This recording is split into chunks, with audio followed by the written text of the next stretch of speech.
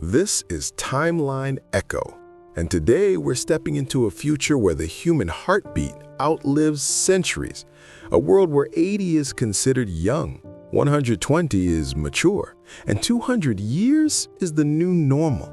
Science promised it would be beautiful, more time to learn, create, love, and explore life. But what they didn't tell you was the secret they hid behind locked labs, erased research papers, and encrypted servers. Because the first human who crossed 200 years didn't just live longer, he changed. And the transformation that began inside him is something humanity was never prepared to witness. This is Timeline Echo, and today we're stepping into a future where the human heartbeat outlives centuries, a world where 80 is considered young, 120 is mature, and 200 years is the new normal. Science promised it would be beautiful, more time to learn, create, love, and explore life. But what they didn't tell you was the secret they hid behind locked labs, erased research papers, and encrypted servers. Because the first human who crossed 200 years didn't just live longer, he changed. And the transformation that began inside him is something humanity was never prepared to witness. The year was 2089, when humanity finally did what it had been trying to do for centuries. We broke the lifespan barrier, not by a few years, not by decades, but by an entire century. The first human trial subject, Adrian Hale, walked onto the Institute stage under 1,000 flashing screens and announced that he had just crossed 200 years of age, healthy, alive, and still biologically only 52. But that wasn't the real shock. 20 seconds later, every news channel replayed a leaked lab clip. Adrian's heartbeat had slowed to 1 beat every 8 seconds, yet he wasn't losing consciousness. His brain activity wasn't aging, it was accelerating. And his DNA scans showed a new, unfamiliar strand forming inside his genome, a strand no scientist could explain. The world celebrated. The world panicked. And somewhere deep underground, the Longevity Committee issued a warning that never reached the public. Subject appears to be changing, not just surviving. That night, Adrian released a private message to only 7 researchers, including me. His voice shook as he said, "I remember things that never belonged to me." At first, I thought he meant dreams or hallucinations, but 20 seconds later, he described memories of civilizations older than human history. Cities built inside mountains of glass, creatures with glowing rib cages, skies filled with green lightning. None of it existed in any record. Then came the first incident. During a routine scan, Adrian's blood cells began forming patterns, geometric shapes, spirals, and fractal-like rings that rotated like microscopic machines. The biologists tried to collect samples, but under the microscope, the cells moved on their own, aligning, breaking, reforming, like they were communicating. Adrian stared at the monitor and whispered, "It's learning." When we asked what it was, he didn't answer. 30 seconds later, every lab light went out at once. Backup power failed, emergency protocols crashed. In total darkness, the scanners kept glowing, showing Adrian's heart slowly beating, exactly in sync with the rotating cell spiral. We restored power 2 minutes later and found Adrian standing at the far corner, facing the wall. He wasn't moving, he wasn't speaking. It looked like he was listening to something none of us could hear. When we approached him, he whispered, voice trembling, "Someone else is inside me." I felt a cold shiver crawl up my spine. Was it trauma? A psychological break? Or something far worse? Then, 20 seconds later, every screen in the lab displayed the same message. The memory is not human. The others panicked. I froze. What memory? Whose memory? How could a lifespan extension trigger alien memories? That night, I followed Adrian to his private suite for observation. He barely spoke. He sat near the window for hours, staring at the moon like it was calling him. At midnight, a soft sound echoed through the room, a deep, rhythmic vibration, not from the machines, not from outside, from him. His chest pulsed like something inside was pushing outward. His skin shimmered faintly, reflecting the room light like liquid metal. I stepped back, heart pounding. "Adrian, what's happening to you?" He turned his head slowly, too slowly, and for a moment, his eyes glowed faintly white. Then he whispered the words that ended my sleep for months. "I don't think humans were meant to live this long." And 20 seconds later, he added, "Because the body remembers what the mind cannot." The research center where Adrian Hale underwent his annual longevity check was not a hospital. It was a fortress. No windows, no elevators, no external power. Everything ran on isolated circuits, like the entire building was designed to hold something in, not keep something out. After Adrian vanished on his 200th birthday, the government summoned only 9 of us. Internal investigation, they called it. But the truth was obvious. This was not an investigation. This was containment. And we were the containment. 20 seconds after entering the lab, the first anomaly appeared.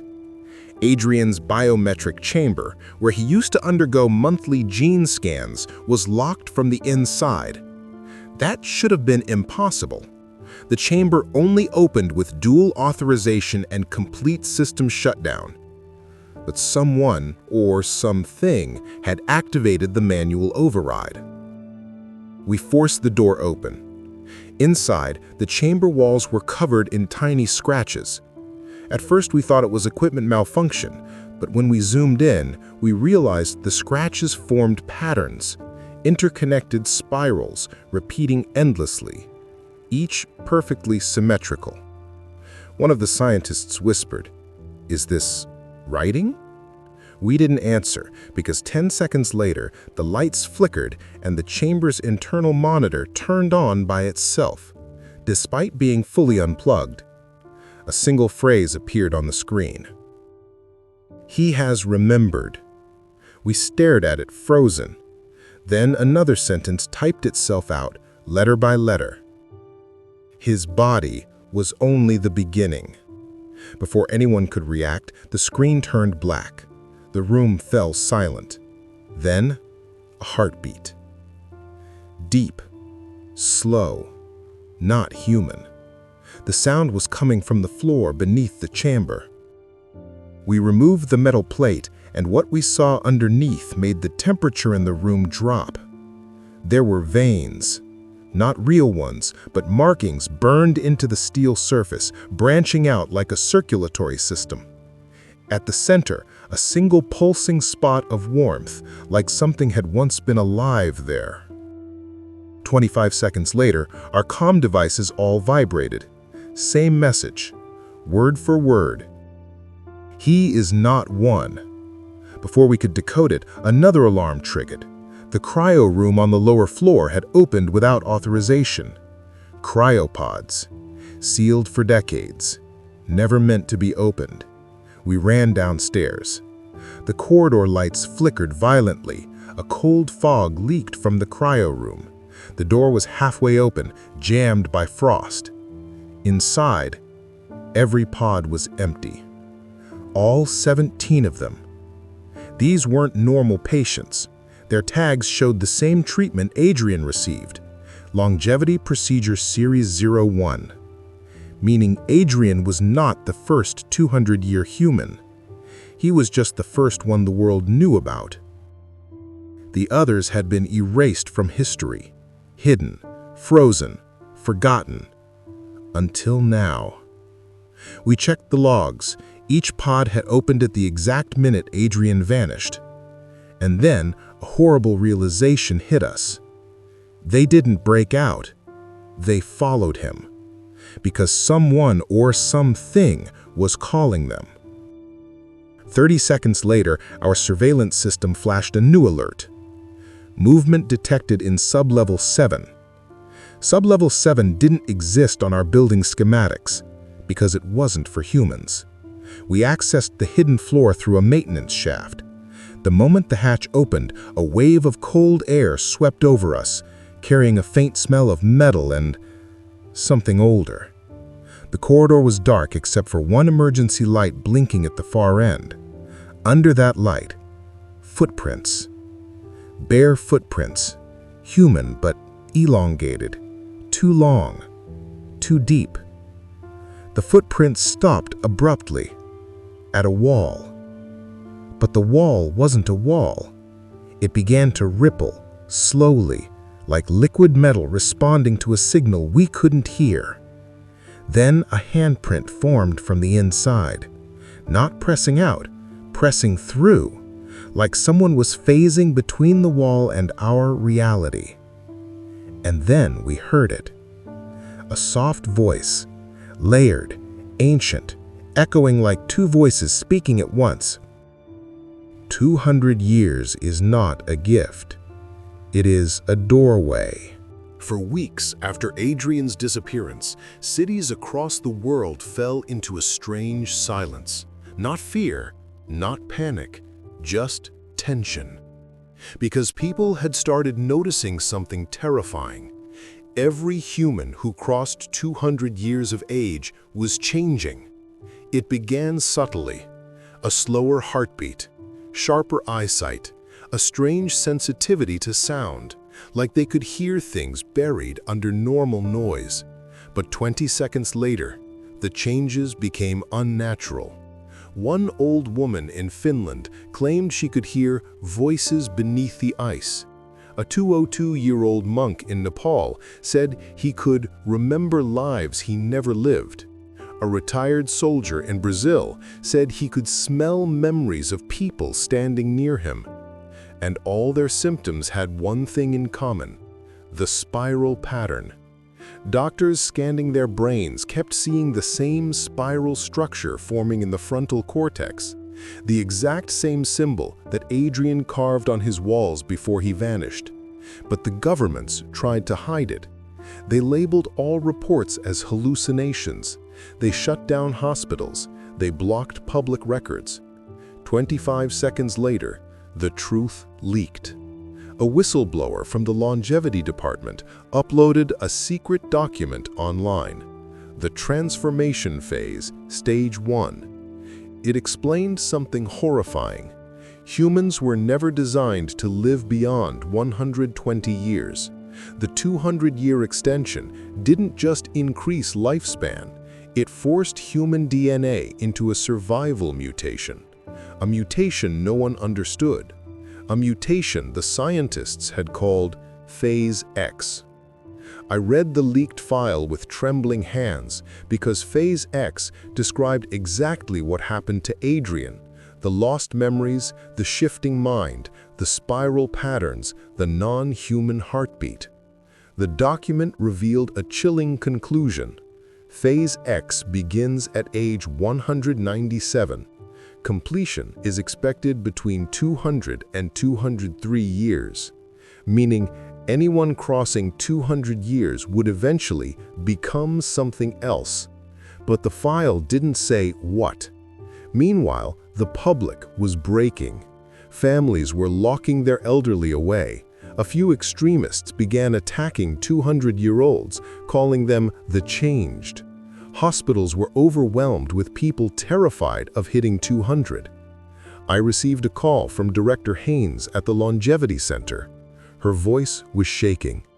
"Come to the facility, now. We found something." When I reached the underground lab, the entire building was dark except for the red emergency lights. The air felt wrong, heavy, like something massive had recently moved through it.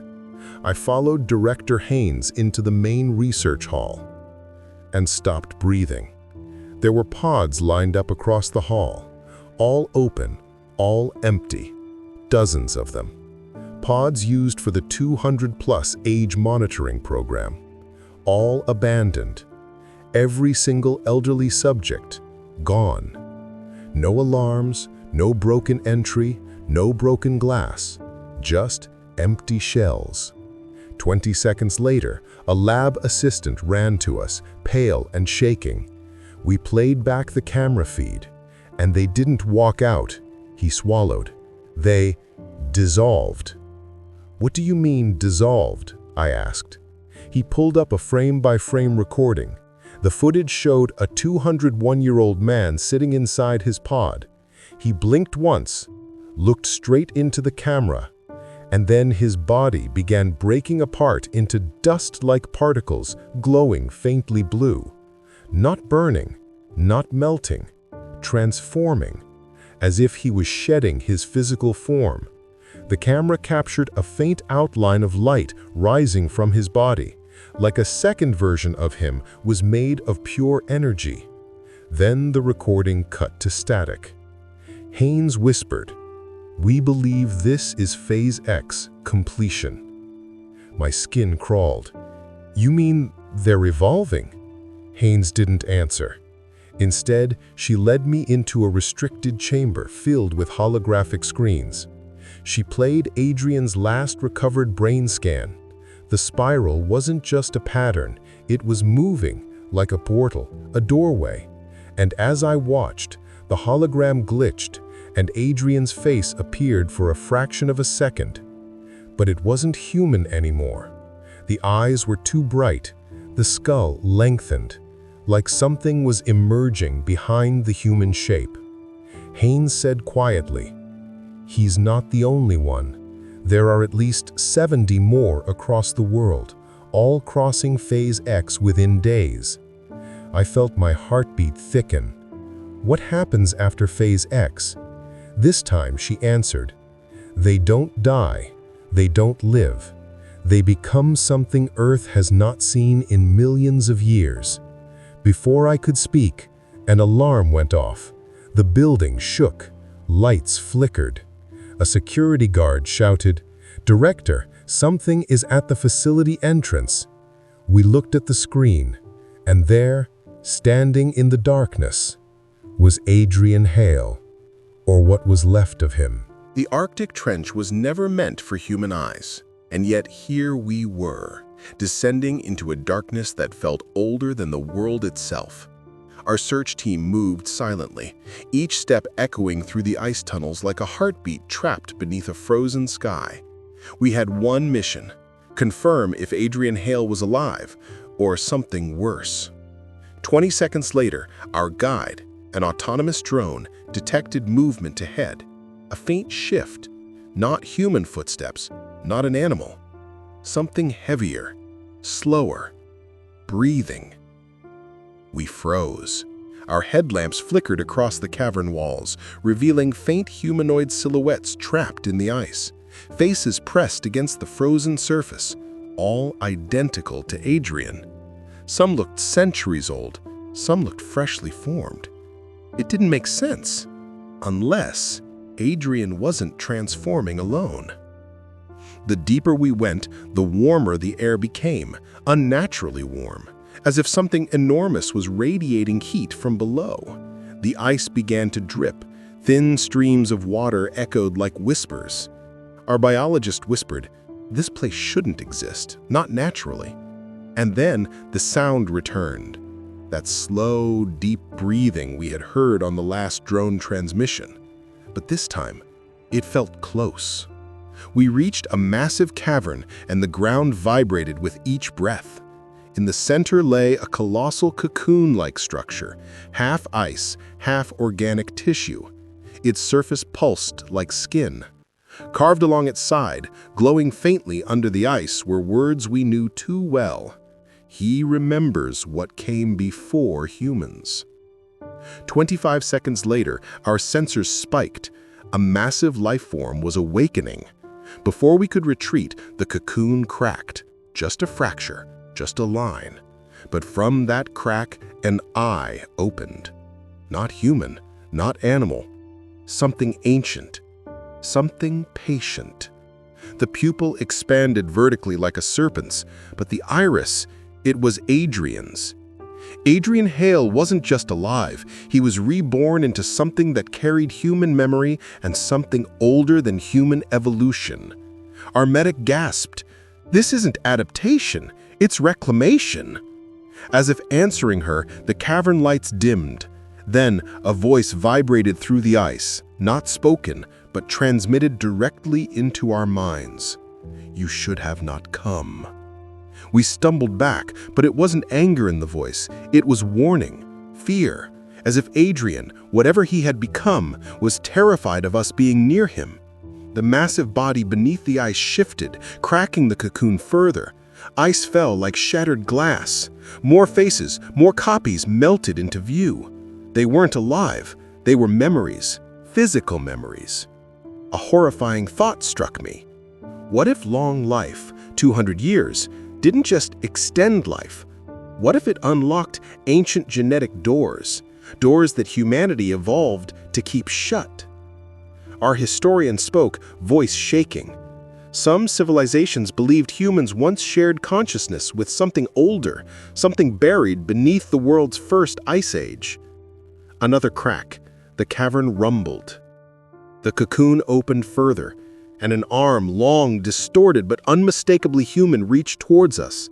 And Adrian's mind, still inside whatever this creature was, spoke again. "Run! He is using me to wake. I cannot stop him." Before we could respond, the ground split open, as if the ice itself screamed. Water surged upward. The entire cavern began to collapsing. We sprinted toward the exit tunnels, chased by the echo of that monstrous breathing. Headlamps swung wildly. The drone's alarm shrieked. "Massive life form moving! Proximity dangerous!" As we climbed toward the surface, the Arctic sky was red. Something beneath the ice had awakened. And Adrian Hale was no longer a man. He was a doorway. A doorway to whatever lived before humans. The helicopter blades tore through the Arctic fog as we descended toward the trench. Beneath us, a massive fracture line split the ice like the Earth itself had been opened by a surgeon. This was the last location where Adrian's biosignal was detected. The place where he had awakened. Our instruments were unstable the moment we landed. Radar was blind, thermal scans useless. Even GPS tilted between random coordinates like the land beneath us didn't exist. 20 seconds later, the ice cracked beneath my boots. Not from weight, from movement underneath. A deep vibration began to pulse through the ground, slow, continuous, rhythmic. A heartbeat, but not human. We followed the coordinates into a cavern lit naturally by blue shimmering ice. And that's when we saw it. A massive wall of frozen faces, hundreds, all identical to Adrian Hale. Some looked peaceful, some looked terrified, some looked like they were mid-scream. And in the center of the wall, one face had its eyes open. Ice cracked around it, and the eyelids blinked. My breath froze in my throat.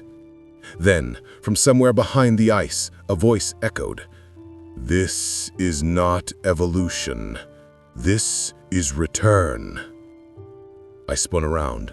No one. The voice came again, deeper this time. "We remember before memory existed." Suddenly, the cavern lights flickered. Our flashlights dimmed until all that remained visible was the center of the ice. The face of Adrian. Not frozen, not dead. Watching us.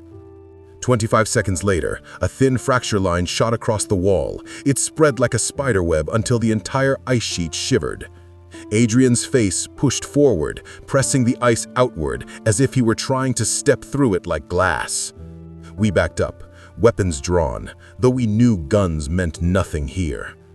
Then, the ice shattered. A cold burst of air exploded outward, throwing us to the ground. When the frost settled, he stood there, Adrian Hale, naked, ancient, glowing faintly blue, his skin covered in the same spiral patterns we had found scratched in his home. "Adrian, "What are you?" I whispered.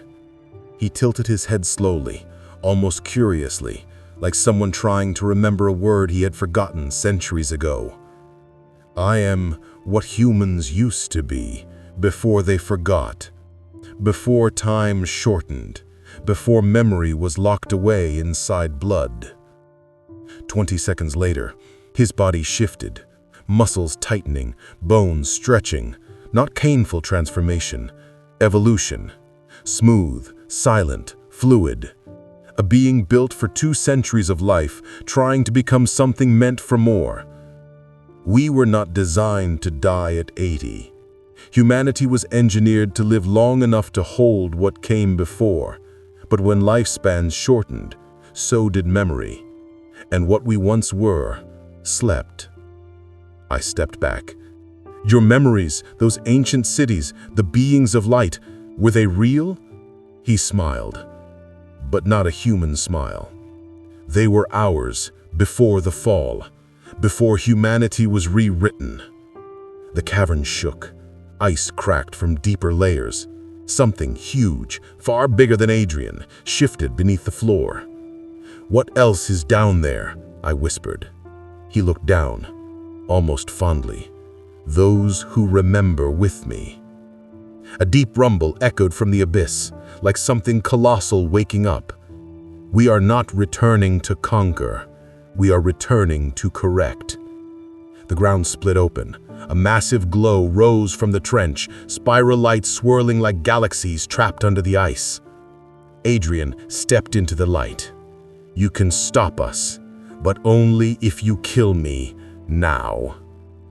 My hands trembled, gun shaking. "If you don't," he whispered, "the world you know will end, and the world we lost will rise again." 20 seconds later, the light intensified. The spiral spun faster. The trench roared open like a mouth. I pointed the gun at him. My breath fractured. My heartbeat stuttered. But before I could decide, the ice collapsed between us. Adrian fell into the glowing abyss, and the trench sealed behind him, as if the earth swallowed its ancient memory whole. Silence returned. A silence older than humanity. And in that moment, I knew one terrifying truth. Adrian Hale was not the last of his kind. He was the first to awaken, and the others were waiting beneath the ice. If this story pulled you into a future you never imagined, then just imagine what comes next. For more mind-bending what-if universes, cinematic suspense journeys, and stories that challenge reality itself, make sure you hit subscribe to Timeline Echo. Your one click keeps this universe alive and unlocks countless more.